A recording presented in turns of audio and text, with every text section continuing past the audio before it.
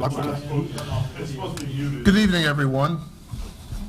We have a representative from the Ministerial Alliance who would like to lead us in prayer. Mark? Okay. Thank you, Mr. Mayor. I know this is a very important meeting, so I feel honored to be here. Let's pray together. Lord, we come to you tonight seeking your wisdom, your guidance, your counsel. We're thankful for this community we live in that is a wonderful place to live and raise a family. We're thankful for the prosperity and the opportunity we have here for our university, for the other opportunities that are here. Lord, we know that this time of shelter in place and quarantine has been difficult on everyone. It has presented challenges and brought economic hardship to many and physical hardship as well. Lord, as the council tonight considers the order that is in place here in Rolla, I pray that they would have unusual wisdom and insight as they weigh our need for social interaction with each other against the danger of possible pandemic and economic hardship, and just give them wisdom as they try to sort all of that out, and let them know your presence, guiding their thoughts and their hearts to do the right thing. We pray in Christ's name. Amen. Amen. Thank you, Mark. I'd like to officially open the May 4th meeting. Councilperson Rolla, would you like to lead us in a pledge?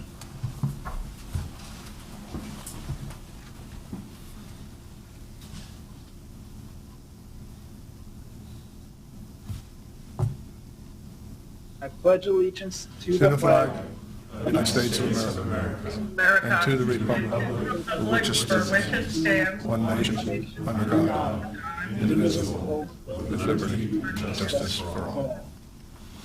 Thank you. Before we start the meeting, council persons that are remote, two things, because I'm trying to look at all of you on the screen at once. If you have a question, if you could please raise your hand. And when we vote, I noticed the last meeting, some of you actually said yes or no as you were reaching to unmute. So just take that extra second and make sure you're unmuted before you actually cast your vote. Thank you. First item on the agenda is the consent agenda to consider the approval of the city council meetings, a special city council meeting on March 30th, and city council meetings in one closed session on April 6th and April 20th. Are there any questions? Is there a motion to approve the agenda? I'll make a motion. Motion is made. Second. Is there a second? Second. There's a second. Roll call vote, please. Allen, Yes. Murphy, Murphy, Murphy, Ann, mute. Murphy, I'm not sure that she's there. She's there. She was, but she turned off the video. Okay, she's unmuted Oh, now. there she is. Murphy, Yes. Boland, Yes. Schneider, Yes. Roeder, Yes. Mush, Yes. Jordan, Yes. Eberly, Yes. Crow, Yes. Schott, Yes. Reuter, Yes. 11 A's. Agenda is approved. We do not have public hearings tonight. We do have one acknowledgement, and that is for the National Day of Prayer. We give proclamations either to call attention to a specific issue or to some extraordinary contributions that a citizen made. Tonight I would like to issue a proclamation for the National Day of Prayer. The annual observance is held on the first Thursday of May, inviting people of all faiths to pray for our nation. It was created in 1952 by a joint resolution of Congress and signed into law by President Harry Truman. Each year there's a breakfast that is held, at least for the last 6 or 7 years that I've gone to at Havener, and it is a remarkable event what I find is that that entire Havener Center is full. Has to be 300 or 400 people that attend that particular breakfast. And there's always a very inspiring speaker. Unfortunately, that we were not able to do that this particular year, but we still have the recognition and the proclamation. So with that, if I can ask Samuel and Wade to come up here. I think the words of the proclamations are important, so I do like to read them. Where you want us. I'm sorry? Where you want us. That is fine. Okay. Whereas it is the duty of nations as well as of men to owe their dependence upon the overruling power of God, to confess their sins and transgressions in humble sorrow, yet with assured hope that general repentance will lead to mercy and pardon, and to recognize the sublime truth announced in the Holy Scriptures and proven by all history that those nations only are blessed whose God is the Lord. And whereas we believe that this nation was founded upon a relationship of those who govern with him, who created them, and who ordained the government, that a culture in which godly leaders can mature is a culture of adherence to principles expressed in the Bible, and that biblical principles are the cornerstones of compassionate and appropriate governance, and the best template for a society characterized by morality, freedom, justice, and peace. And whereas we know our leaders are under tremendous pressure, we know that they need our prayers, and our leaders need to know that they are being supported in prayer. We pray for our leaders, that we may live peaceful and quiet lives in all godliness and holiness. And whereas now is the time to pray for the families of our country. The family is an institution ordained by God. A healthy family should be a place of love, support, and spiritual growth. And whereas today the youth will grow up to lead the 21st century, each day they are bombarded by conflicting moral standards. We pray for the youth of America and ask the Lord to make them bold in their faith. May he grant them the ability to work together in unity as they seek to light our nation with prayer. And whereas the city of Rolla now joins our country in a day of prayer for our nation, our leaders, our communities, our families, and our youth. Now therefore I, Louis John Magditz IV, Mayor of the city of Rolla, do hereby proclaim Thursday, May 7th, 2020, as a National Day of Prayer, with this year's theme, God's Glory Across the Earth in Rolla, Missouri. Gentlemen, would you like to say a few words? Okay.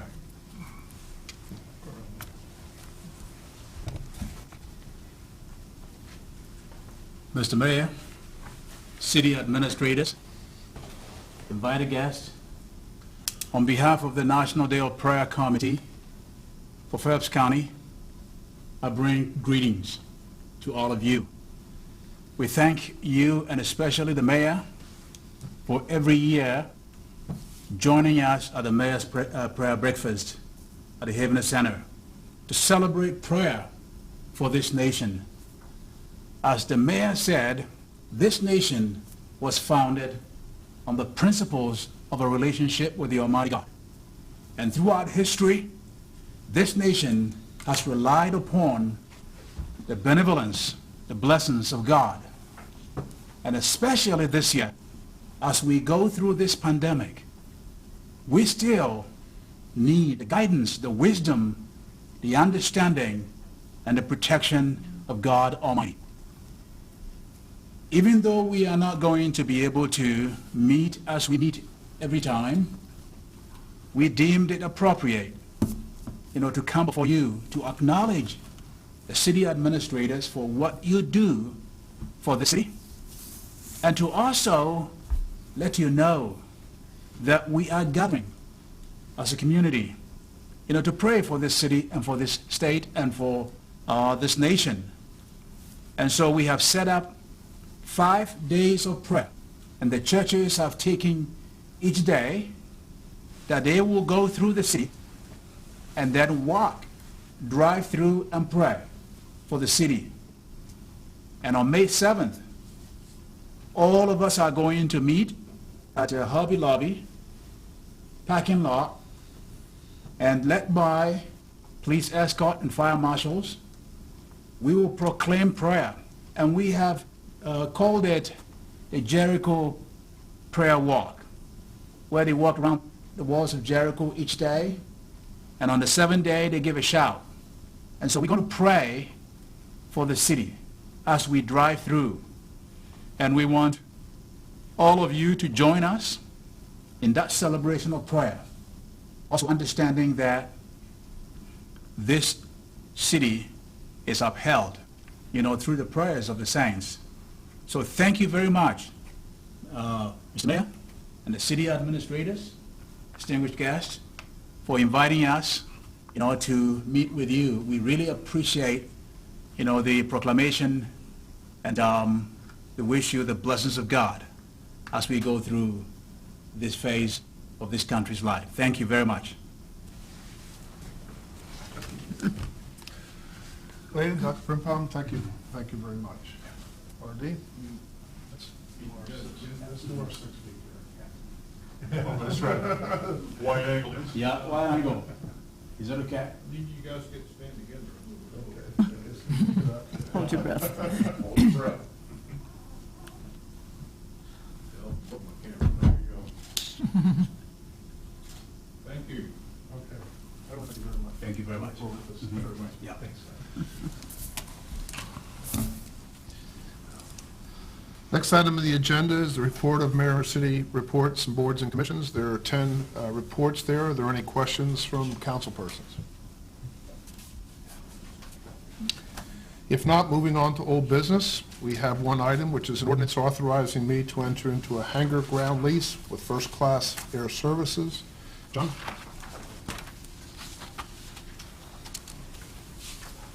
Thank you, Mayor. We've been working on this project for many months. A gentleman named Mr. Larry Roth has taken over the S&S ground lease at the airport, and this lease solidifies the next 20 years' worth, as well as 2 5-year extensions for what we call Hangar 721. It's a very nice, large corporate hangar that did need some investment, and Mr. Larry Roth has made that investment. In fact, the building looks terrific. There's some conditions that we put in this lease that we feel are far superior to what we've had in the past. The original ground lease was for $225 a year. That's being raised to $2,400 a year with annual CPI increases. The ground lease proposed does remove the right to remove the physical structure at the end of the lease, so the building then reverts to the city at the end of this particular ground lease term. The ground lease requires a formal appraisal or engineering report on the building by the year 2034. It's a way of just tracking the buildings being maintained properly and in sound structural condition.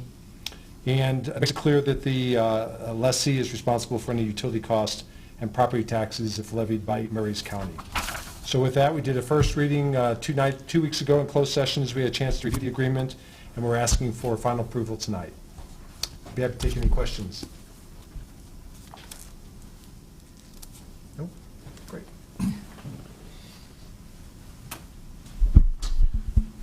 Thank you, John. If there's no questions, can we have the final reading, please?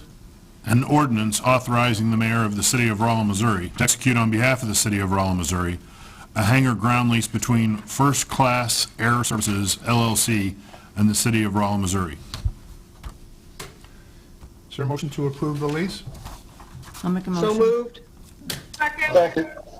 Jody and Monty, I believe. Motion made in second. Roll call vote. Mush, Yes. Schott, Yes. Reuter, Yes. Schneider, Yes. Allen, Yes. Murphy. Murphy, It's on mute. Cheat. I'm having a hard time finding. Murphy. Yes or no? And Yes. yes or no? Yes. Yes. Crowell, Yes. Roeder, Yes. Jordan, Yes. Eberly, Yes. Bolin, Yes. 11 A's. Ordinance is approved. Moving on to new business. First item is an ordinance, amending ordinance number 4547 and enacting a new COVID stay-at-home return to work ordinance. On March 30th, the city enacted a stay-at-home ordinance for at least a period until May 11th. Several days after our ordinance was enacted, Governor Parson also issued a stay-at-home order, which was subsequently adopted by Phelps County as well. The state and county orders are significantly different than the city's, which has caused confusion for residences and businesses, as well as some difficulties in implementing. We are here tonight to present to you a modified ordinance. The reasons to modify the city ordinance include: to date, the city has had no known cases of COVID-19, and there are only 2 reported in all of Phelps County. To the best of our knowledge, Phelps Health has not treated anyone as an inpatient for COVID. Over the course of the past month, Phelps Health has been able to use this time to create bed space for potential COVID patients. They developed operating plans to accommodate an influx of COVID patients. They set up an outdoor ER area to isolate any potentially impacted or infected people. And they increased the supply of protective and test equipment so that anyone that needs a COVID test can get one. All of this was within the goal of flattening the curve. Also, over the past month, the Phelps County Health Director and her staff have been at work with businesses and other entities to implement the governor's guidelines, as well as the City of Rolla's and the guidance from the Center for Disease Control. Another reason to modify our ordinance is to eliminate the confusion that currently exists between the city's ordinance, the governor's order, and the perceptions that cities have of the details of each. Lastly, we now believe it is time to smartly open up our businesses so our merchants can survive and citizen employees can again receive a much-needed paycheck before permanent financial damage is incurred. Our current ordinance has achieved what we intended it to do. There are reasons why we are not asking you to approve the governor's recent order as is, and they are worth noting. The governor has made it very clear that a state order will not fit each and every community within Missouri. In fact, he has encouraged cities and municipalities to make modifications to meet local needs. His order is based on guidelines, not specific requirements. Locally, we need to be cognizant of several factors. One, increasing testing may, over time, result in more local people identified with the COVID virus because they are asymptomatic. Secondly, during the summer months, more people will visit Rolla, and more people from Rolla will travel to other areas, perhaps increasing the number of infected persons. The reality that the virus will be around for some time with proven vaccines in the future. We will need to prepare for the fall when 6,000 to 8,000 students may return to Rolla. We, the city, and our businesses need to have well-established procedures to prepare for that day. The ordinance we are presenting you meets the intent of the governor and incorporates the guidelines suggested by Governor Parsons. The only difference is that he considers them to be guidelines, and we just went a bit farther and made them requirements. These are all common sense and reasonable.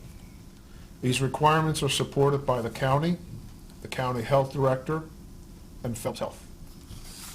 They are also supported by at least some of the business owners who we contacted last week when we were writing this. We, the city, have also set up a 2-person team from the Rolla Fire Department that will on a daily basis visit local businesses to help them inform on the details of the ordinance and if and when necessary to enforce it. The Phelps County Health Director will also be doing the same within the city limits.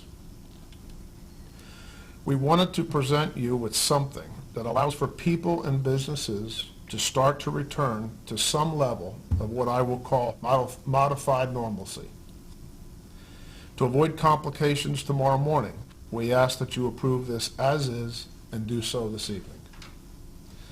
John's going to take us through the details of this modified ordinance and explain certain parts. John? Thank you, Mayor. As the mayor said, we worked on this pretty diligently all week last week. Got some feedback from folks in the community, heard from several council members with some input, and we tried to factor all of that in to put a document in place, and asking for this first and final reading in a single night is a lot to ask for. So I'm going to go through this a little bit more detail than what we would typically do, as many folks in the community won't have had an opportunity to spend much time reviewing it as drafted. So I'm going to just go through the order of the agenda in the packet itself. It begins on page 2 of section 6A3. And this order is proposed would start tomorrow morning at 8 a.m. and run through May 31st, 2020. That coincides with the governor's current declaration. It starts off with a preamble, or a little bit of an intent, that the intent of this ordinance, just like the last one, still is to encourage people to be home. While we're slowly building back into some normalcy, we're not ready to just forget about the last month or 5-6 weeks where we've tried to really maintain some of the safety by limiting mobility. And so we're wanting to encourage the businesses to be able to open, employees go back to work, but at the same time encourage citizens not to be out unnecessarily. So we've factored some of that into this ordinance. We talked about some of the reasons that we're doing that is to protect the healthcare workers and first responders. We're looking after our most vulnerable population. We're looking to mitigate the risk of resurgence. The mayor talked a little bit about that. We're going to have lots of travelers through this summer, probably less than past years, but certainly coming back, students coming back in fall. And so we want to re-emphasize things like basic safety and sanitation. The wearing of fitted masks when out and about is being strongly encouraged, not required here, but that's all part of that safety and looking out for each other and the neighbors. In section 3.01, the stay-at-home reference, specifically we removed the word order from folks staying at home. This is not an order in that regard, but it is encouraging people to safely go out and about and to do that when necessary. To get into the meat of the ordinance, section 3.02 starts off with all businesses may open. One of the things we've struggled with over the last 5 or 6 weeks is trying to determine that essential versus non-essential businesses. And every business out there has essential elements to it. And we found some of our essential businesses had non-essential elements. So suddenly we're even looking at some stores that are clearly needed, things like Walmart and grocery stores, but people still able to shop for clothing where clothing stores were deemed non-essential. So all of that became a little bit of a challenge in the last month as we've been applying some of these rules. But in opening this up, as it does the governor's rule, we want to sort of factor in, zero in a few key industries that are really being impacted, have been impacted, and are being impacted going forward, and opening them with some restrictions that we, as the mayor said, will do through inspection. Number 1 at the top of that list is the restaurant, bars, and retail food establishments. This is found on page 3. In our agenda, it's identified as 6A4. So some conditions that we felt were necessary in order to open up the restaurants and bars to the patrons coming back in. We're encouraging it, not encouraging, but in this ordinance we would require that employees who take food orders or serve, so whether they're busing or serving, would be required to wear a protective mask. There's simply no way of maintaining that 6-foot separation in the vast majority of those kind of interactions. Seating would be limited to no more than 8 individuals and a table or a collection of tables, and requiring 6-foot separation to be visibly observed. So we know that folks are going to be slowly going back into these restaurants and bars, but when our inspectors go in, we want them to be able to anticipate or to visualize the place full and to make sure, even with seats back out, that we've maintained that 6-foot spacing. So it's going to be removal of tables and chairs in many cases from those restaurants to be able to easily and visibly anticipate or to see that we're limiting that occupancy inside those facilities. The bars, we were proposing in this ordinance to remove the bars entirely, the bar stools entirely. Bars still need to operate. Several of our restaurants serve a very active bar service, but the ability of congregating at the bars runs into complications with the servers on the other side. It runs into people paying bills, and we're requiring under this ordinance to have the bar stools removed entirely. Self-serve dining is one of the tricky ones. So think of the buffet establishments, salad bars. You go into a lot of the gas station convenience stores where they're going to be able to sort of have your hands on the hot dogs or the tortillas or whatever they're serving, even the donuts that are going to be out for self-display. People might be able to handle those. By this ordinance, we're not going to allow any of those unless they have someone serving those kind of food items. So those are the highlights of the restaurant bar side. Under the personal service, and this has been probably the most sensitive next to bars, and that's everything from massage therapy, tattoos, fingernails, hair salons, barber shops. Really no way to maintain that separation, but as of May 4th today, the governor released that. We're saying that in order to do that, they have to have scheduled appointments, no more than 3 persons in the lobby as they're overlapping, and that all the employees need to wear protective cloth face masks per CDC guidelines. We would encourage that to be of the patrons and customers, but we came short of requiring the customers walking in there to have those masks. But we are saying that the employees need to wear those masks, and that all the facilities and equipment should be sanitized in between each customer using that equipment. The third category is our general. This is a bit more broad. It's the retail, commercial, and manufacturing. Everybody maintaining the 6-foot spacing, distancing for employees and customers. Many of our businesses are doing that very well, but this is taking us to the level of requiring for these businesses are going to be back into operation. Another big twist from what we're proposing and the governor's original ordinance is that we're limiting occupancy. We put 2 formulas in here. One is based off the standard fire code occupancy load. There's also a formula that the governor created that was helpful for somebody that doesn't have a posted occupancy load, and it's a formula that's built into the ordinance. But where the governor's order, previous order, said you would go with the greater of those 2 occupancy limits, this ordinance is saying it's the lesser of those 2. So we will be working with the fire department, identifying those occupancy codes. We'll go through that exercise of running the quantifiable number under the square footage formula, but the occupancy will be less. This really affects things like Walmart, the larger retail establishments, but I think it's a number that I think is going to be just somewhat down from what we've been experiencing over the last month, but still allowing lots of folks in the big space buildings to occupy. Nursing homes, long-term facilities are all still required to not allow people to go in there except unfortunately in the end-of-life circumstances. That's reinforced in the governor's current order. And then we identified a number of practices that all businesses shall maintain. They're to maximize social distancing. They're to provide hand sanitizing stations as you walk into the buildings, somewhere in close proximity to the front of the buildings. We're going to ensure frequent cleaning of high-touch items like door handles, credit card machines, computer terminals. We're going to require them to run daily checks on all employees. That's not a requirement in the governor's order. We've purchased scanning machines for city employees, and we just think that that's a mechanism that a lot of employers should reasonably be able to do, whether they're doing it on their own, using their own equipment, or requiring everybody to do a self-check, and then somehow recording that data so that you can monitor your employees' health as well. And then we've got a couple of other minor things, but I think that was kind of the key factors under the all businesses shall. Social activities, that was another really gray area in our ordinance. We pretty much were prescribing that areas of amusement or entertainment were not allowed, but even that got a little bit gray now that the governor's opened that up. We're still trying to think about what are we doing with areas of assembly, things like playgrounds, churches. Some of those are pretty fundamental to what folks are anxious to resume. We're allowing those in this ordinance, but we're doing that with clear direction on spacing. So specifically on churches, we identified 6-foot spacing in all directions.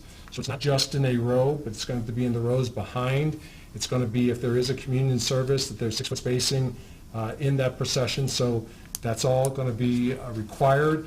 I've heard from many of the churches, and they're just anxious to be back up in operation, and they're happy to provide the safety and security of their own congregation as well. So I think we're going to get really good cooperation from businesses and from churches as well.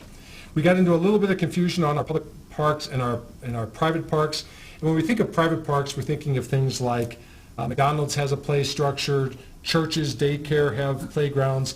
We've separated them and said, okay, those are all really the responsibility of those businesses, and we've already identified the sanitation practices they should have, but we wanted to have a different criteria for public parks, public restrooms, and outdoor recreation areas.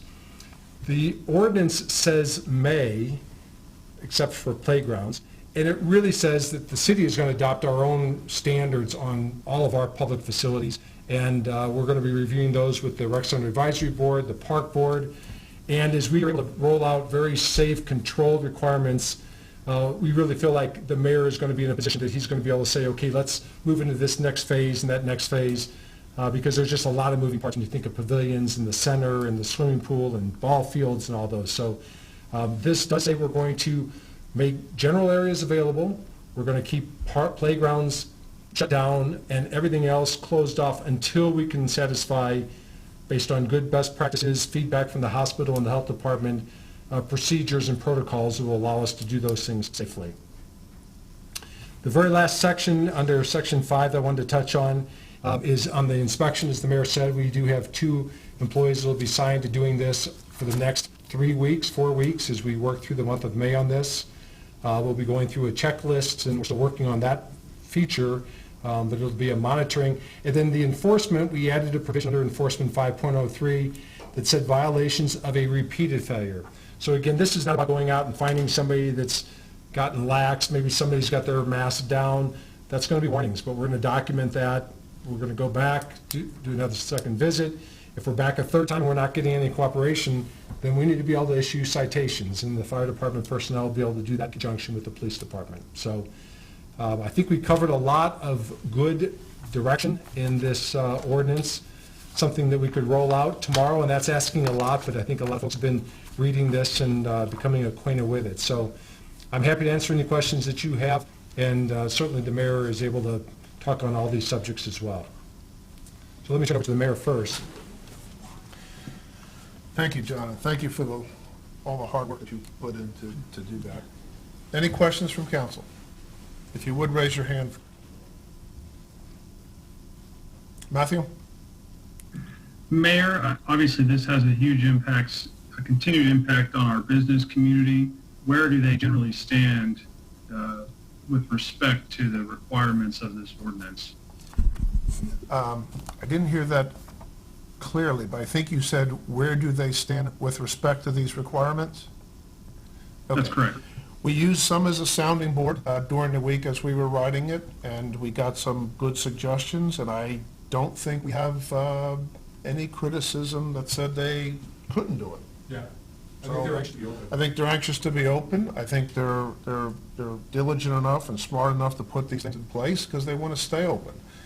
And everybody's very cognizant that if we fall off the wagon here and have a problem, it's going to be quite the challenge then to go backwards. So a methodical approach, pushing the ball down the field, is basically what we're trying to do here. Rachel?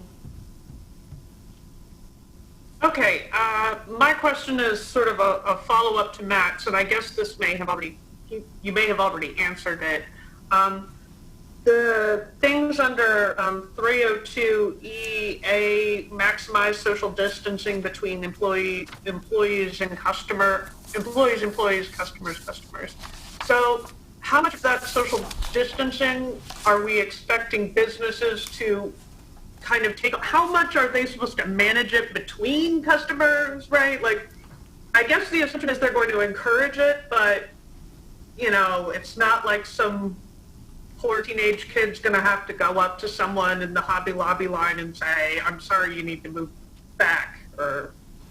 They need to do that. That is the intent of the ordinance, that they will self-enforce the social distancing, either the barrier or the mask at point of sale. So those are the expectations, Rachel. Okay. Yeah, because and that's something that they're comfortable with. Because I imagine between employee, that's not a problem. I was thinking more customer, right? I think they're comfortable. I think in particular, the small businesses, those downtown, are comfortable with that because ownership is there. Walmart may be different. Maybe Walmart's going to have to get nudged every now and then. Jody?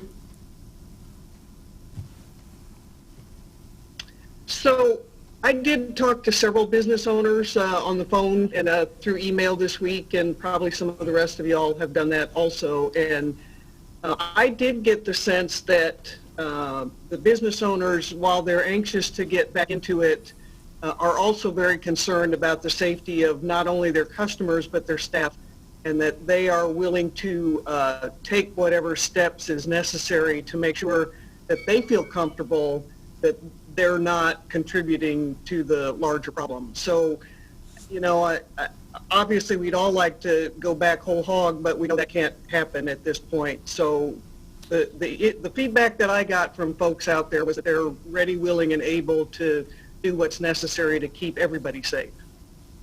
It's a good observation. Thank you.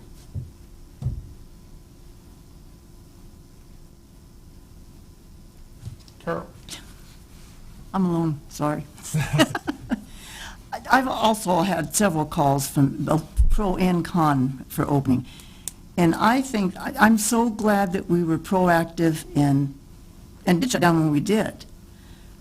I do think it's time that we can at least, with all these modifications, open again. And people that don't want this to be open right now, you know, they can still shelter in place. They don't have to go out. They don't have to take part in this. And those that do, just be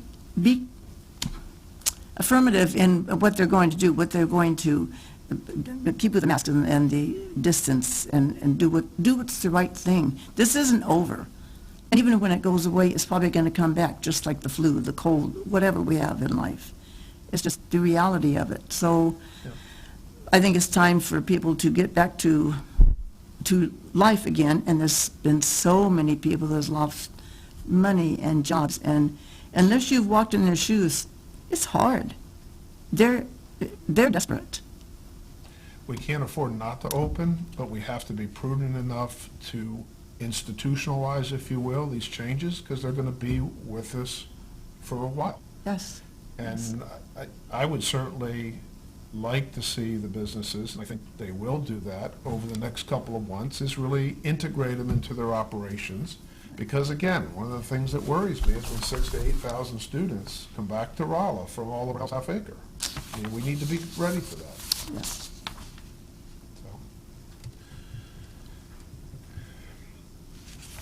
So. Any other questions from council? Jacob? What was the total number of staff we're going to have doing the inspections? I'm sorry? What was the total number of staff we're going to have doing inspections? We're going to have two, both with the fire department, and they will be doing those on a daily basis. And again, as John said, the idea is to inform and to help. It's not to go in there with a heavy hand. The other thing is the Phelps County Health Director and her staff will be doing likewise.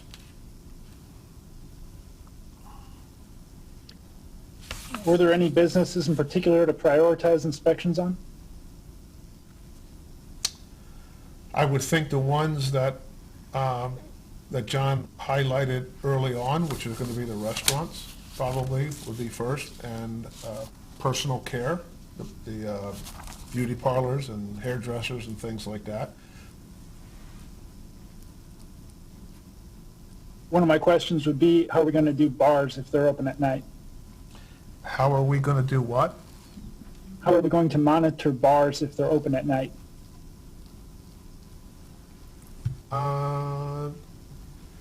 That's a good question. We haven't talked necessarily about having our staff operate on swing shifts or something like that. John, do we, something could be done? Yeah, we would just alternate hours. Yeah, we could alternate hours and spread them out. It wasn't envisioned that both of them would be going to the business at the same time. We can do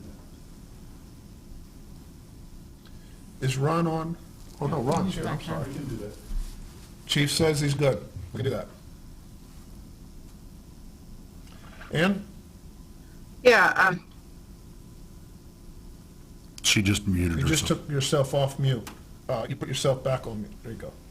Okay, all right. Yeah, I had a few thoughts I just wanted to mention is that I think we need to really applaud the efforts that we have put forth to stop this spread, at least flatten this curve throughout all of our communities in the state of Missouri, because it has reduced deaths and it has reduced incidences. Our numbers nationally show that we've done a good job.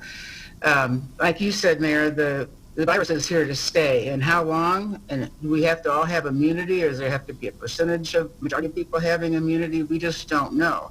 Is there going to be a second wave or ebbs and flows? We can't predict that. And it doesn't make any difference to the virus because it's there. So my thought, if we open or close, and if we open or today or on the 11th, it's not going to make any difference to the virus. It's our behavior that's going to really credibly make a difference and protect people.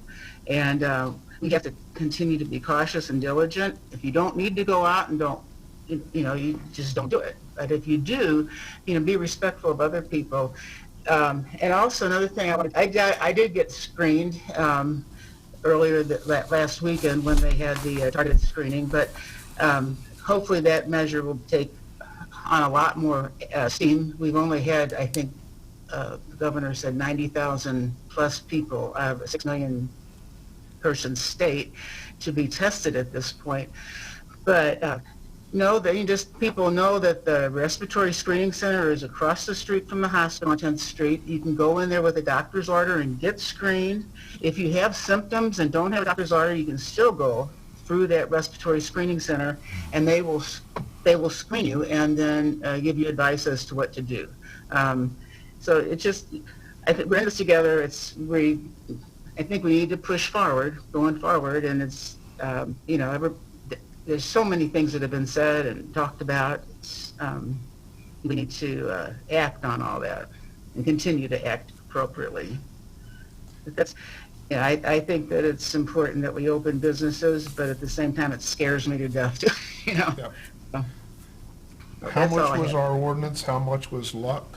How much it was personal responsibility? I don't know. But the bottom line is, flattening the curve nationwide was always about giving the healthcare providers a chance to catch up, putting those things in place, whether it was supplies or staffing or number of beds. And our health department at the county level and Phelps Health have done a tremendous job. We speak to them once or twice a week, and boy, they have made really, really good use of the past 4 or 5 weeks to get prepared. And that's what flattening the curve was about. So I think we accomplished that objective.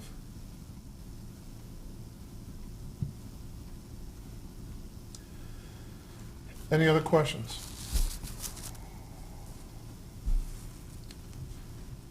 If not, can we have the first reading?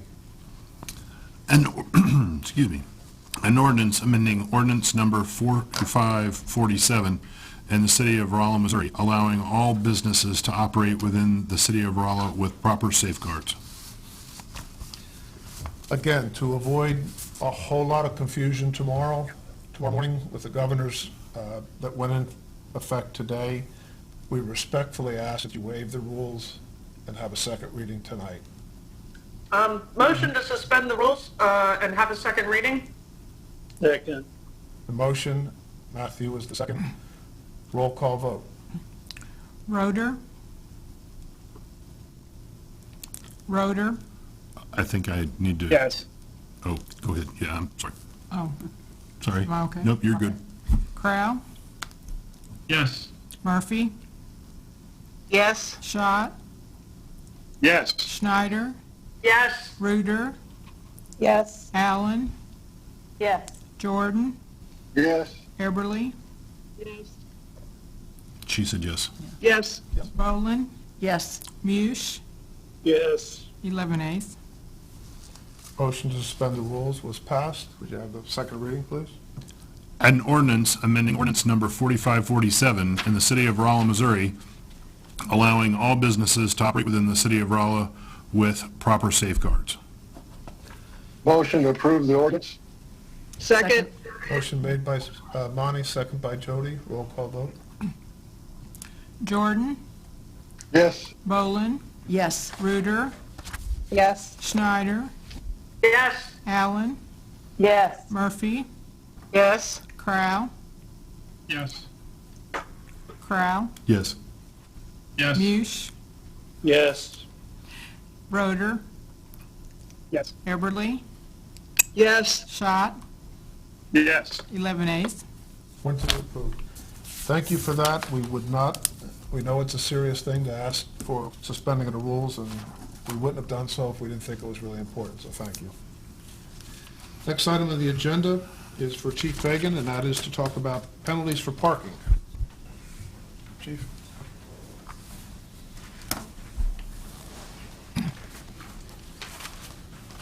Good evening, everyone. First, before I start asking to change this ordinance, let me explain why. The City of Rolla follows the state of Missouri. The state of Missouri has established a traffic violations bureau board appointed by the governor. This traffic violations bureau designates fines for various offenses that have to do with traffic, including parking offenses.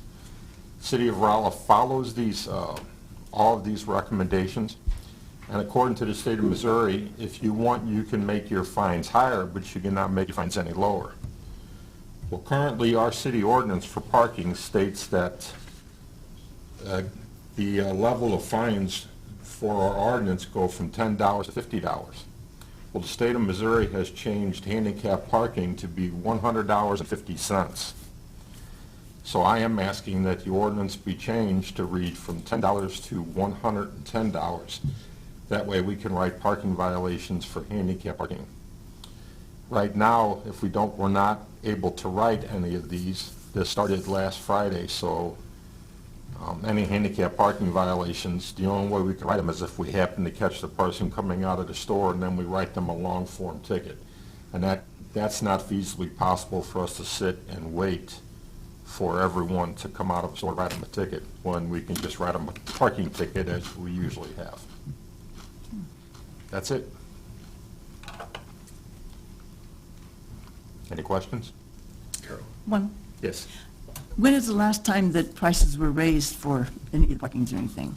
Well, Do you have any idea? that I know of, it hasn't. I've been here for 5 years, going on 6, and it hasn't been since. Yeah, that's what I thought, okay. Now, we're not only raising our prices, on some of them we're lowering. We have a lot of parking tickets, say for instance parked in a parking lot, it's a $25 fine. Well, the state of Missouri has recommended $15.50 for that, so we're changing, actually lowering the cost of those tickets.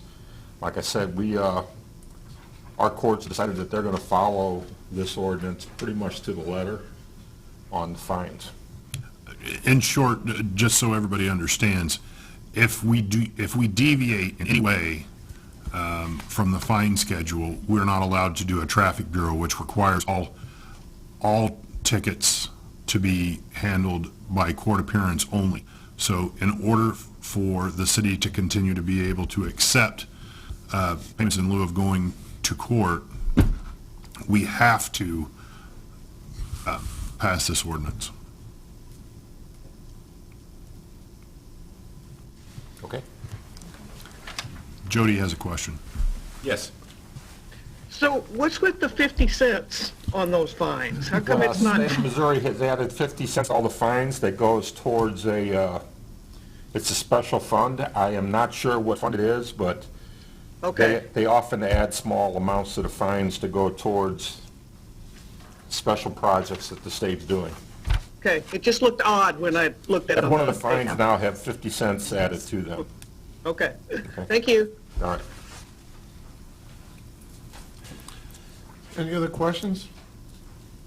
My personal belief was that they just want to make the quarter more popular again.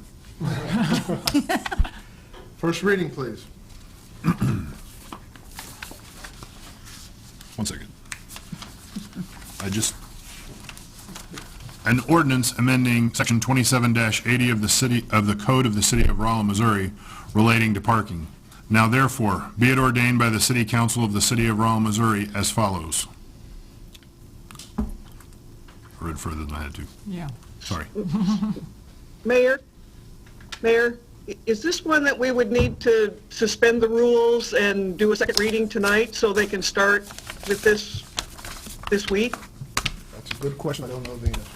I'd be happy to. We didn't have a reason to request that from an emergency standpoint. We'd be happy to take it. We'd love to have it, but we only wanted to ask for one tonight, but we'll take two. If council will be so inclined to waive the rules on this, we would appreciate it. I'll make a motion. Do that. Motion from What's Carolyn. everybody think? Motion There's a to, motion here on the floor to waive the rules and have the second reading. Second. Motion Mish. made in second, roll call vote. Allen? Yes. Murphy? Murphy? Yes.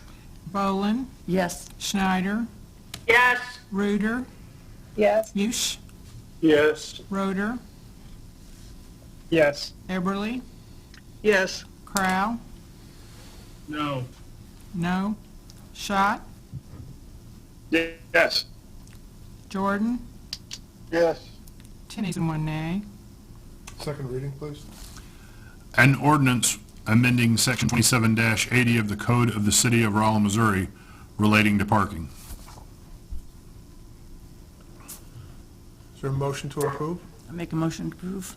Carol's made a motion to approve. Is there a second? Second. Monty made a second. Roll call vote. Crow? Yes. Schott? Yes. Reuter? Yes. Schneider? Yes. Jordan? Yes. Murphy? Yes. Bolin? Yes. Mush? Yes. Roder? Yes. Eberly? Yes. Allen? Yes. 11 ayes. Ordinance is approved. The next three items are related. So over decades, various private sewer districts were formed on the periphery of Rolla. In some cases, there was relationships whereby we would treat some of their effluent, in some cases not.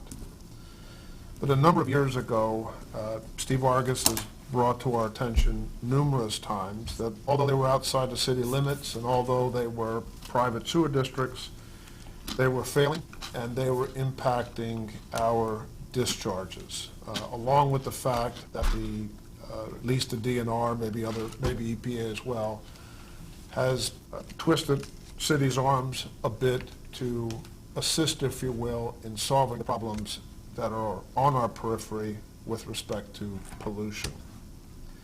So as part of that initiative, sewer districts were enhanced, if you will. They were formalized, and we have developed specific contracts or agreements with these various entities so that they are well beyond the gentleman's agreement. They have term limits on them, and they have much more defined fees and who pays what. So that's the history of all three and why we're presenting these three tonight. And Stephanie could give you some more detail as to what's in the agreements. Good evening. The first sewer district that we will discuss tonight is the College Hills Sewer District. I will spend a little bit more time going over this contract because all the contracts are very similar in nature, minus the just different organizations. If you turn to the first page of the contract, you will see the professional services that my staff and I provide to the districts. The districts have no personnel, so there's no personnel cost. So it's basically time and materials that my office spends with helping the sewer districts. We have minimalized the amount of billing per the district's request to save the money to the district so they can afford capital improvements and different things. We've set up reserve requirements, so the districts now have a reserve that is put in place, so if a major capital incident happens, they will be able to fund themselves, and the city of Rolla will not have to front any cost moving forward. It is an independent contract with the district through the city of Rolla. This is the first time that we will be setting flat rates for each organization. We have found that it sometimes takes more time to account for the time we spend than just a flat rate, so we've kind of taken in consideration the size of the organization and put the flat rate. So for College Hills Sewer District, we are proposing in this contract a flat fee of $2,000 to be billed on a monthly basis to the district. This contract in front of you is from January 1. We are backdating it. We have continued to provide the services even though the contract was not up to date and will expire December 31st, 2023. So with that, I would request a motion to approve the resolution provided with the contract. I'll make a motion. Are there any questions? So can we have we have the reading of the resolution for College Hills? A resolution authorizing the mayor of the city of Rolla, Missouri to execute on behalf of the city of Rolla, Missouri, a technical assistance contract by and between the College Hills Sewer District and the city of Rolla. Is there a motion to approve the resolution? Motion to approve it. Second? Monty made the motion and second. Yeah. Roll call vote, please. Eberly, Yes. Allen, Yes. Murphy, Yes. Bolin, Yes. Schneider, Yes. Ruder, Yes. Mush, Yes. Jordan, Yes. Crow, Yes. Schott, Yes. Roder, Yes. 11 ayes. Resolution is approved. Next item is similar for the Cedar Grove Sewer District. Same contract as discussed before, again, a $2,000 flat fee with a contract termination on December 31st, 2023. Unless there's any questions, I would recommend an approval of the resolution provided. Any questions from council on Cedar Grove? If not, can we read the resolution, please?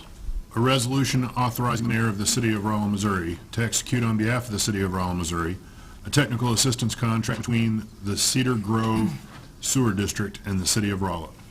Is there a motion to approve the resolution? I'll So make a moved. motion. Second? Jody made the motion. Who's second? Ann? Ann? Roll call vote, please. Schneider, Yes. Roder, Yes. Ruder, Yes. Bolin, Yes. Jordan, Yes. Murphy, Yes. Schott, Yes. Crow, Yes. Yes. Mush, Yes. Allen, Yes. Eberly, Yes. 11 ayes. Resolution is approved. The final one is authorizing me to enter into an agreement with the Shady Oaks Sewer District. The Shady Oak Sewer District will be the proposed $2,000 flat fee, annual fee, with the contract expiring December 31st, 2023. Again, if there's no questions, the motion to approve the resolution provided. Any questions? If not, can we read the resolution?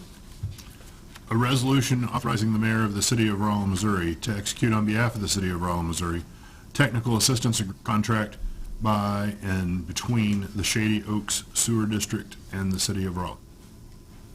Is there a motion to approve? I'll make a motion. Carolyn made a motion. Is there a second? Second. Rachel, second. Roll call vote. Schott, Yes. Mush, Yes. Jordan, Yes. Bolin, Yes. Schneider, Yes. Ruder, Yes. Allen, Yes. Murphy, Yes. Crow, Yes. Eberly, Yes. Roder, Yes. 11 ayes. Resolution is approved. Thank you for that. I'd like to thank John, Steve, Stephanie, and Lance. These agreements have come an awful long way, and I think we have a sustainable solution. So we can check that off our list. Very good. Speaking of checking things off my list, Stephanie is probably tired of hearing me, but the city has provided technical service, which is administrative assistance, if you will, to quite a number of entities within and on the periphery of Rolla. I think I was quite surprised to hear at one point it was 12 to 13, maybe 14 entities. So over the past year, I've asked John and Stephanie to really look into these, and and put a hand on heart and said, yes, we should be providing these services. We're not diluting analysis or efforts for our own city issues, and to make sure that we were covering cost. So the next 4 items are all related, and Stephanie will explain those in greater detail. The next contract is with the Rolla Regional Economic Commission, also known as RREC. We've been providing services for them for several years now. The contract is very similar to the sewer districts, except for there is a part-time employee now for RREC, and we will also be adding the Form 990 tax form to be included in the services provided by the Finance Department. The flat fee for this contract is proposed to be $5,000 with a termination of December 31st, 2023. So unless there's any questions, I would recommend or request the approval of the proposed resolution. Any questions for Stephanie? If not, can we read the resolution? Or is it ordinance, I believe, isn't it? It's a resolution. Yeah, I'm sorry. Can we have the first? No, wait, I'm out of kilter here, hold on. Yeah, it's a resolution. Can we read the resolution?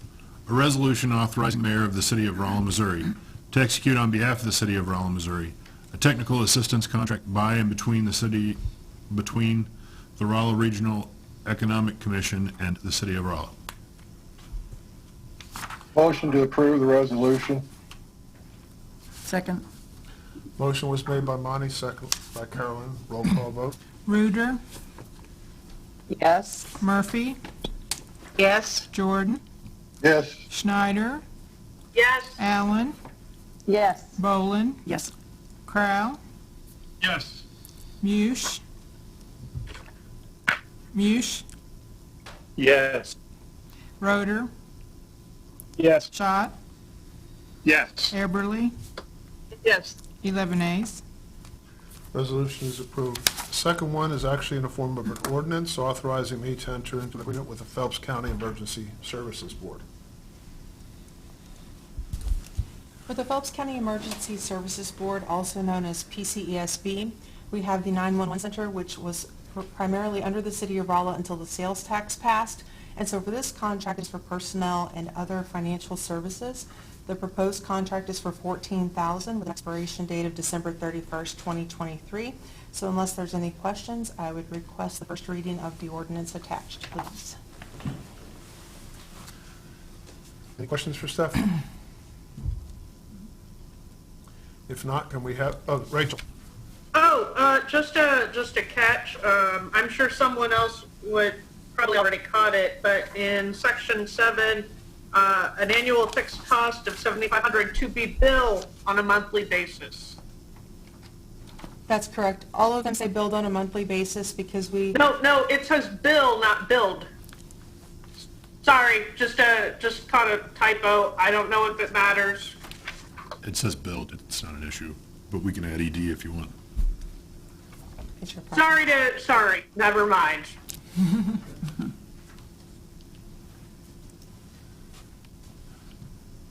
There's no other questions. Can we have the first reading? An ordinance authorizing the mayor of the city of Rolla, Missouri to execute on behalf of the city of Rolla, Missouri, a technical assistance contract between the city of Rolla, Missouri and the Phelps County Emergency Services Board. Next one is a service agreement between the city of Rolla and the Rolla Public Library. The Rolla Public Library has 3 full-time employees now, plus 8 part-time employees. We are doing the financial services for them, including payroll. There are no tax forms that are included with them. The proposed contract is for $10,000. Used to be they had a custodian that was provided by the center. That has now changed and rolled over into their personnel. So the contract, if you were to review past years up to this one, that's the difference of about $10,000 to $15,000. So the $10,000 is proposed with the expiration of December 31st, 2023. Unless there's any questions, I would recommend or request the ordinance first reading, please. Any questions for Stephanie? If not, can we have the first reading? An ordinance authorizing the mayor of the city of Rolla, Missouri to execute on behalf of the city of Rolla, Missouri, a technical assistance contract between the city of Rolla, Missouri and the Rolla Public Library. The final one in this category is an ordinance authorizing me to enter into an agreement with the Rolla Rural Fire Protection District. The final contract, number 7 for tonight for me, is for the Rolla Rural Fire Protection District. They currently have 10 full-time employees and about 43 volunteers.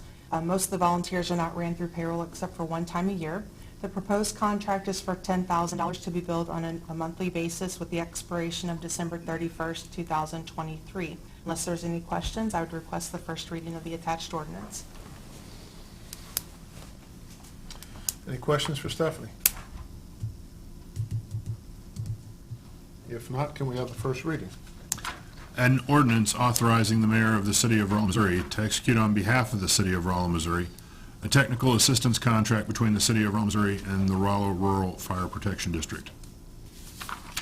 Moving on to item J, an ordinance authorizing me to enter into a contract with McClanahan Construction for the Southeast Wastewater Treatment Plant. Steve or Darren? Yeah, I'll take this, Mayor. I'm going to try to share my screen tonight, so bear with me. I'm not real proficient at it yet.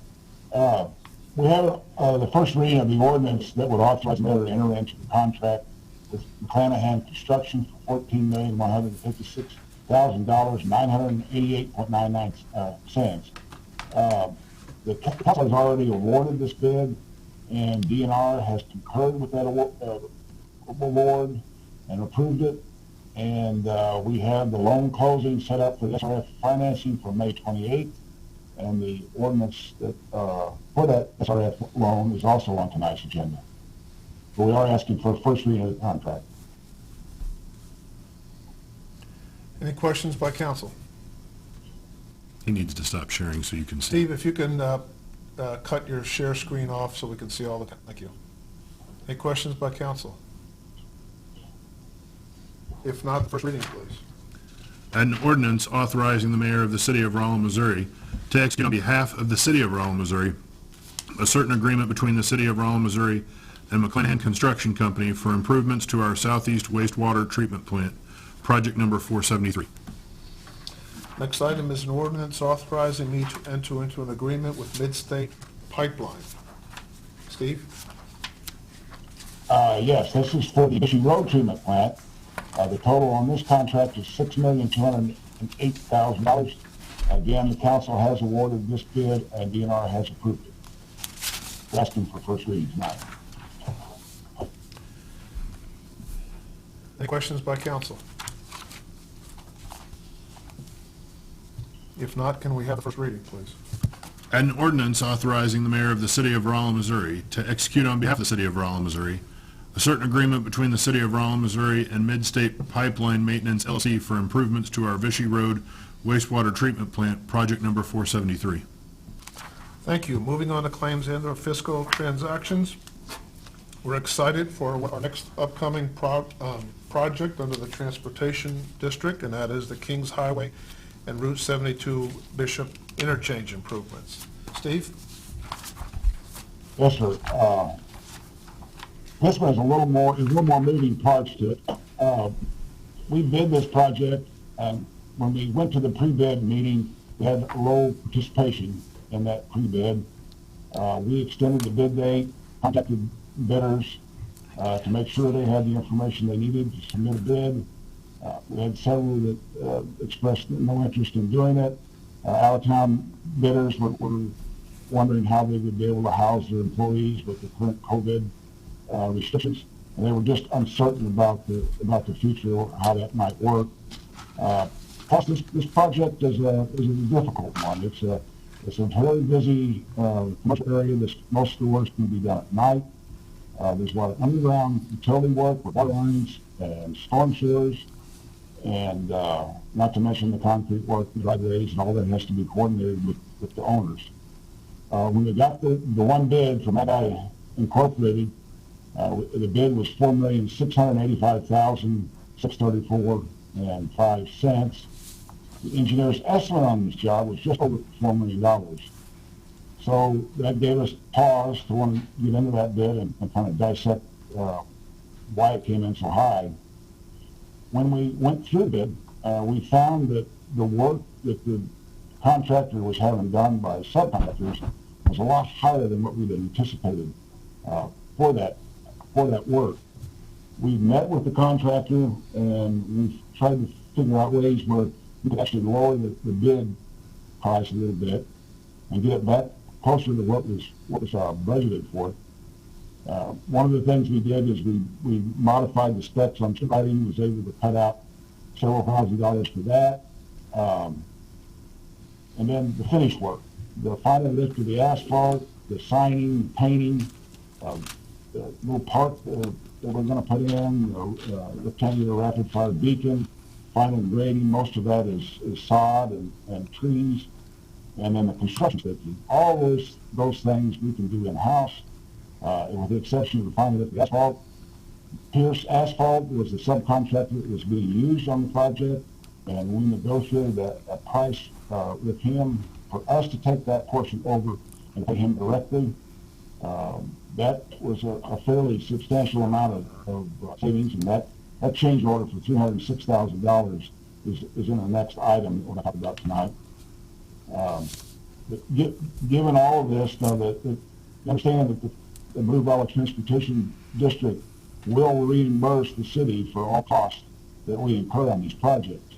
But we think we can bring it in at about $4.24 million. That's including all the materials, time, and equipment costs, as well as what the contractors will be doing. We took this concept of the Transportation Development Board, and they have approved it and have recommended it for award. Tonight we do have the bid award to Magi for $4,685,634.05. That will allow him to go ahead and get his bonding in place and start making arrangements for some of the precast concrete that's going to be used on the job. And then the second thing on the agenda will be the first reading of the ordinance authorizing the mayor to enter into the contract with Don Magi and to approve the first change order for a deduct of $872,679.75. I'll be happy to answer any questions. Steve, for the public that's watching, could you briefly describe the portion of the product that is Route 72 and Bishop interchange, and then for the public's benefit, the approximate timeline on both of those projects? Well, the 72 and Bishop is, we're going to put an extra turn lane in at 72 and 63 next to Watermark. There'll be a dedicated right-hand turn. Computer models intersections, and sometimes the models are very correct. Sometimes you need to tweak it. I think in this particular case, that dedicated right-hand turn will increase the efficiency of that intersection. We're going to put a jog between Shobach and Adrian. And rather than have the traffic cross and try to go down the street, Walker, it's just Shobach. Walker, they'll have to do a jog and come out, and the people in the neighborhood will have to use Adrian then to come out into it. And then the other one they will come from Walmart on the 72. And then we're also lengthening the turn lane at 63 and Bishop. South traveling traffic will be able to make a right-hand turn a little easier on the Kings Highway at that location. Timeline, we had hoped to get this job out a little earlier in the year. We're starting to get a little late, so I don't know that we're going to be able to finish it all this year.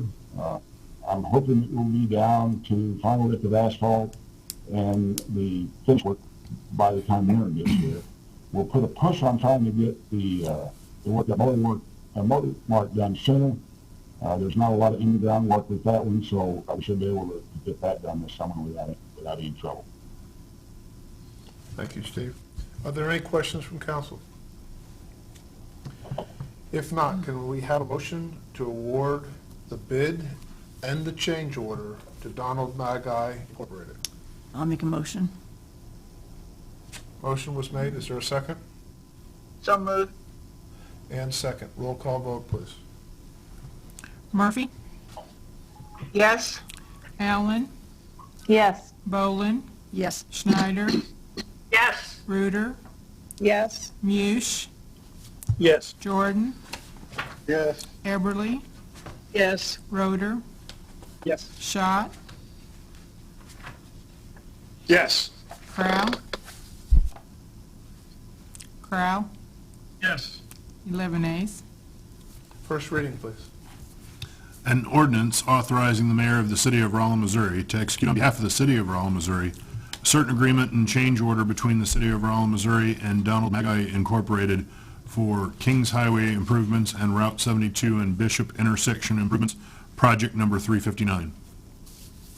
Steve, you and Darren did a good job going from a budget buster to something that's affordable, so good job on the creativity there. Next item is an ordinance authorizing me to execute change order number 3 for asphalt improvements.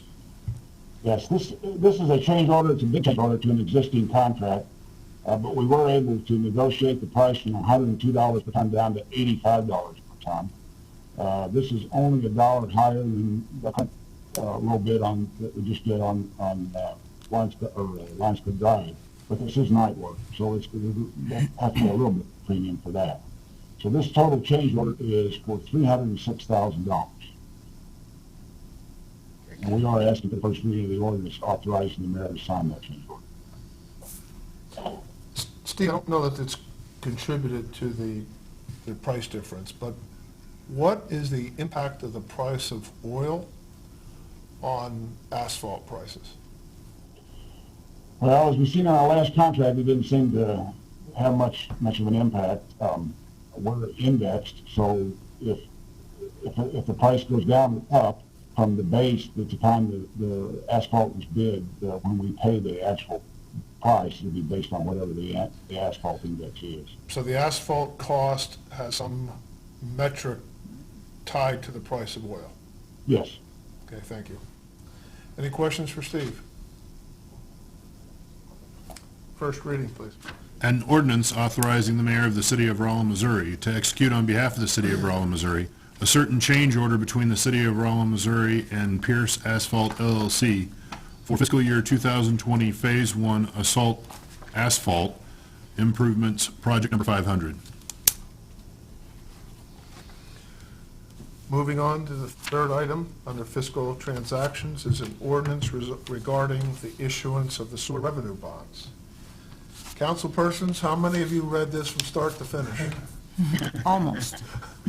Be careful, I'm going to quiz you. No. Didn't understand it, but I read it. John, do you want to do this? Put it in layman's terms?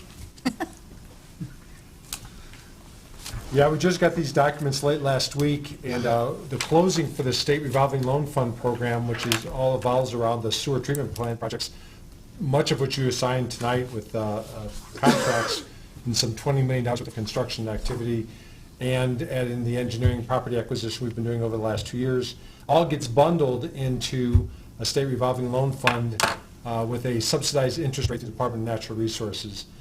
You might remember in November of 2018, the Rolla residents approved a $27,750,000 cap on a sewer system revenue bond.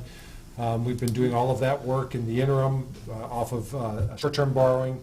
This rolls it all into the state program, and will close, tentatively planned to close on May 28th. So this is the first reading of the bond ordinance that rolls all of that bond financing for the sewer treatment plant improvements, primary disinfection for the Southeast treatment plant, for the Vichy Road treatment plant, and then ammonia removal on those plants as well. So this has all been in the works for 5-6 years that we've been working, actually approaching 10 years that we've been working on our voluntary compliance order with DNR. All goes back to our efforts over the last several years of reducing I&I into that sewer system. The more flow we can keep out of that treatment plant, the less we have to treat on the back end. And so this is beginning to be the last couple of years worth of projects to complete the sewer treatment plant project. So first reading tonight, and then we'll bring back at the next meeting, final reading of the ordinance to close the bond financing with the DNR State Revolving Loan Fund Program. Be happy to answer any questions. Thank you. Thanks, John. Can we have the first reading, please? An Oh, I'm ordinance. sorry, council, any questions? First reading. An ordinance authorizing the issuance of not to exceed $27,240,000 principal amount of sewerage system refunding and improvement revenue bonds, Series 2020, of the City of Rolla, Missouri, for the purpose of extending and improving the city's sewerage system, prescribing the form and details of the bonds and the agreements made by the city to facilitate and protect their payment, and prescribing other related matters. Thank you. Moving on to citizen communication, do we have anyone here that would like to speak to City Council? Please come forward. If you would, please look into this camera and state your name and address for the record. My name is Wesley Crutcher. I live at 590 Basswood Drive. Personally, I get where you're all coming from on the stay-at-home, everything you've done for COVID. It all makes sense. Before you knock me off, I'm not a college student. I've been out of college for about 5 years. I'm 27 years old. I know I look young. All you probably think I was probably around 18 or 20. I get it. The reason I don't is because the reason I disagree with the order is because you're forcing businesses by law to comply with this.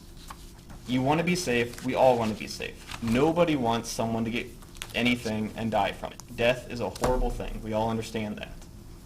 But you're forcing businesses to go through this. You're forcing other people now to be in the businesses that are now forced to do this.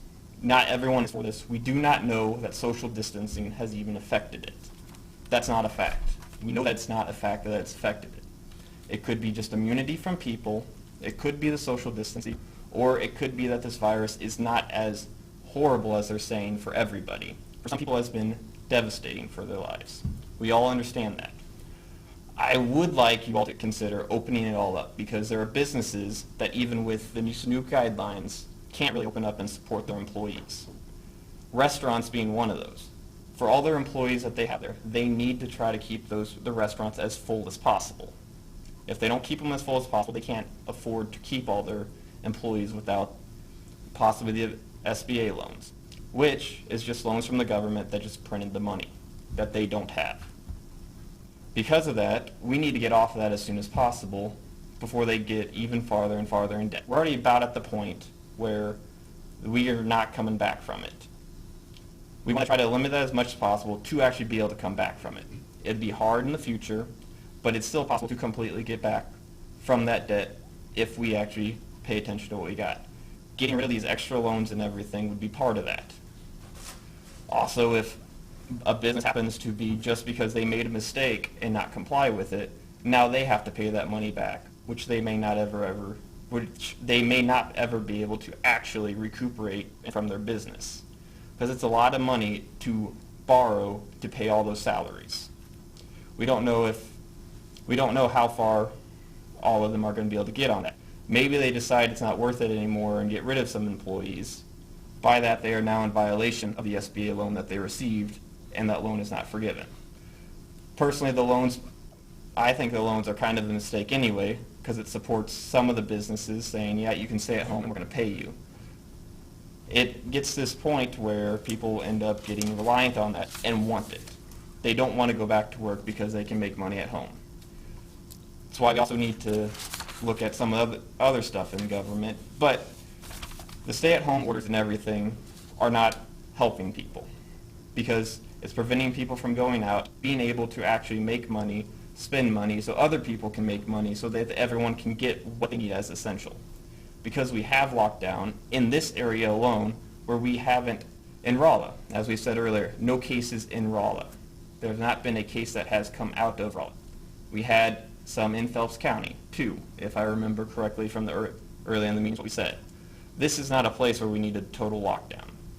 This is not a place where these guidelines need to be enforced. The guidelines can be put out there. You can suggest them to businesses. Some people will take them and they will use them.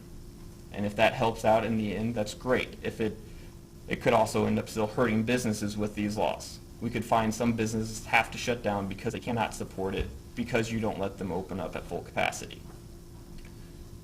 I understand people are scared at this because it's something new. It's mainly the fear of the unknown, not necessarily because we don't know how deadly this virus truly is. As we've talked about before, testing is something that they're trying to get through. We might find out that there are a whole lot of people out there that already have it, which makes this virus less deadly than the flu. We don't know that at the moment. So everyone's acting pretty much in a scared manner.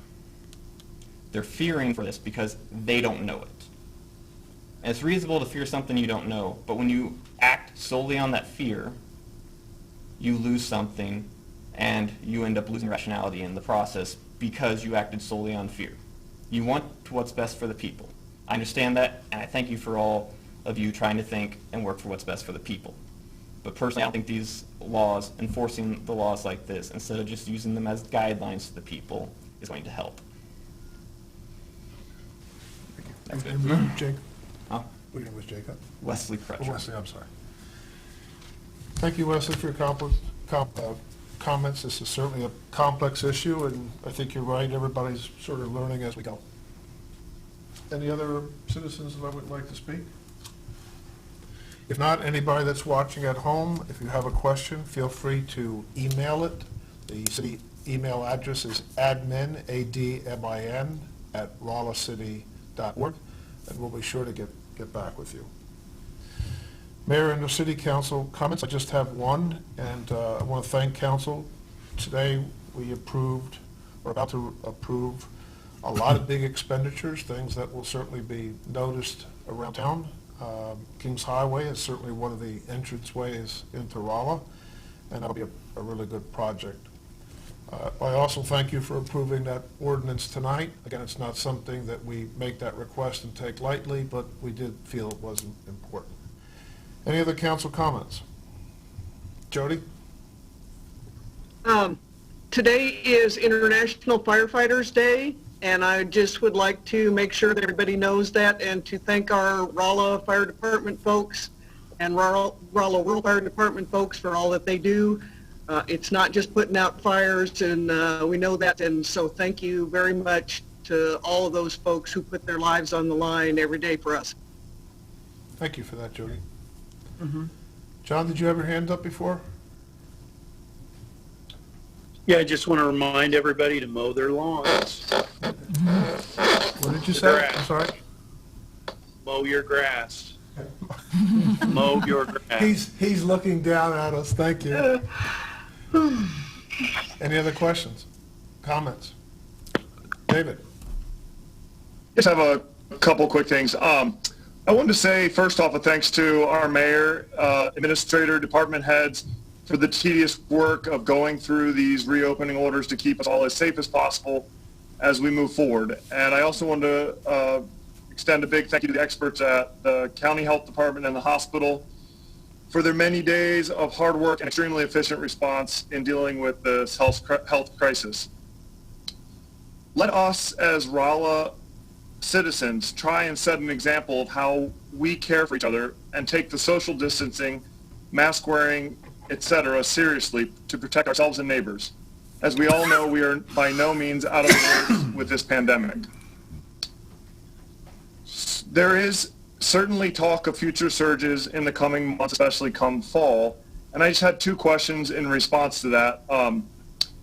Do you have an idea of how the hospital and county are staying prepared and aware for that potential likelihood of a surge in the future? And then number two, how do we as a city plan to address and reevaluate the situation with, as you mentioned, Mayor, the movement of many people back into our city from all over the state, the country, and the world come fall? So those were kind of my just two follow-up questions from before. Okay, I'll deal with both of them. The health department is very much on their game. Ashley Wan, the health director, is quite impressive. We have typically twice a week calls with them, and she is really staying on top of things to the nth degree. As far as the hospital, I go back to the point of flattening the curve. So a month ago, 6 weeks ago, 7 weeks ago, nationwide we talked about flattening the curve. Flattening that curve was not necessarily meaning people weren't going to get the virus and weren't going to get sick, but it was essentially to buy enough time so that the healthcare industry could gear up, staff up, manage up, whatever they had to do to be prepared. And our local hospital has done an absolutely terrific job with that. They have plenty of beds, they have test equipment. They are not to the point yet where they have all of the personal protective equipment that they would like, but they are chipping away at that. They have ventilators, and I understand this week, I believe, they are going to have the capability of doing the antibody test, if not mistaken. So, look, that whole effort was to give them time, and they have used it wisely in my mind.